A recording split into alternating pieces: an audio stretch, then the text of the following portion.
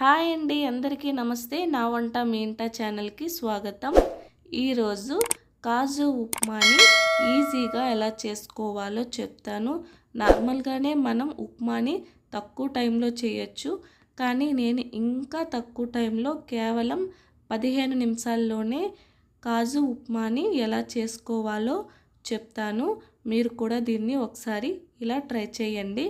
ఇందుకోసం నేను ఇక్కడ ఒక ప్యాన్ పెట్టుకొని అందులోకి గోధుమ నూకని 1 కప్పు వేసుకుంటున్నాను. దీన్ని ఇలా కలుపుకుంటూ 3 మినిట్స్ అండి డ్రై రోస్ట్ చేసుకుంటే సరిపోతుంది. ఇక్కడ చూసారా, గోధుమ నూక అనేది కొద్దిగా కలర్ చేంజ్ అయింది కదా. ఇప్పుడు దీన్ని తీసి మనం పక్కన పెట్టుకోవాలి. అదే ప్యాన్లోకి నేను ఇక్కడ ఒక 2 చెంచాల ఆయిల్ని వేసుకుంటున్నాను. ఆయిల్ హీట్ ఎక్కిన తర్వాత 1 స్పూన్ ఆవాలు వేసుకున్నాను. అలాగే 1 స్పూన్ మినపగుళ్ళు, 1 స్పూన్ శనగపప్పు వేసుకుంటున్నాను. ఇలా వేసుకొని వీటిని ఒక్కసారి ఇలా కలుపుకోవాలి.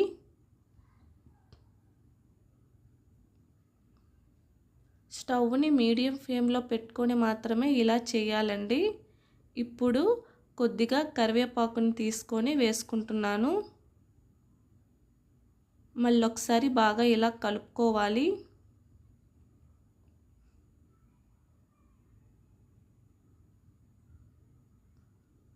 తరువాత ఇక్కడ ఒక 5 పచ్చిమిరపకాయలని నేను ముక్కలుగా కట్ చేసి వేసుకున్నాను. అలాగే ఒక 2 ఆనియన్స్ని ఇలా ముక్కలుగా కట్ చేసి వేసుకున్నాను. ఇలా వేసుకొని వీటిని మనం కలుపుకోవాలి. ఇప్పుడు నేను ఇక్కడ 1 గ్లాస్ గోధుమ నూకకి 2.5 గ్లాసుల నీరుని వేసుకొని బాగా బాయిల్ చేస్తున్నాను. తరువాత ఇందులోకి నేను ఇక్కడ 1 కప్పు జీడిపప్పును వేసుకొని ఇలా కలుపుకుంటున్నాను. ఈ తాలింపు రెడీ అయిన లోపు మనకి వాటర్ కూడా బాగా మరిగిపోయి రెడీ అవుతుందండి. తరువాత నేను ఇక్కడ ఒక 1/2 స్పూన్ పసుపుని వేసుకుంటున్నాను. ఇది ఆప్షనల్ అండి, నేను జస్ట్ కలర్ కోసం వేసుకుంటున్నాను. అలాగే ఉప్పు 1 స్పూన్ వేసుకున్నాను. వేసుకొని ఇలా కలుపుకోవాలి.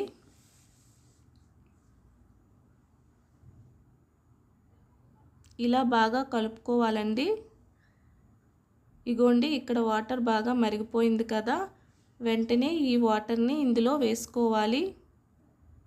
ఇలా వాటర్ని ముందుగానే మనం బాయిల్ చేయడం వల్ల టైం అనేది మనకి కొంత సేవ్ అవుతుందండి. చూసారా, ఇక్కడ మీకు రెడీ అయిపోయిందండి ఎసరు అనేది. ఇప్పుడు ఇందులోకి నేను సుజ్జిని వేసుకుంటున్నాను. వేసుకొని ఇలా కలుపుకోవాలి. ఇలా అట్లకర్రతో కంటే మనం విస్కర్తో కలుపుకుంటే ఉండలు లేకుండా ఈజీగా బాగా కలిసిపోతుందండి.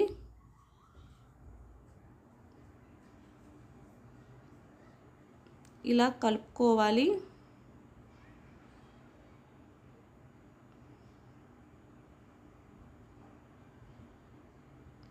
ఇప్పుడు నేను దీనిపైన మూతని పెట్టి ఒక 2-3 మినిట్స్ మనం ఉంచుకుంటే చాలండి, ఉప్మా రెడీ అయిపోతుంది. చివరగా నేను ఇక్కడ 1 స్పూన్ నెయ్యిని వేసుకుంటున్నాను. నెయ్యిని వేసుకొని ఇలా కలుపుకోవాలి. నెయ్యిని వేసుకోవడం వల్ల మంచి ఫ్లేవర్ అనేది వస్తుందండి, స్మెల్ కూడా బాగుంటుంది.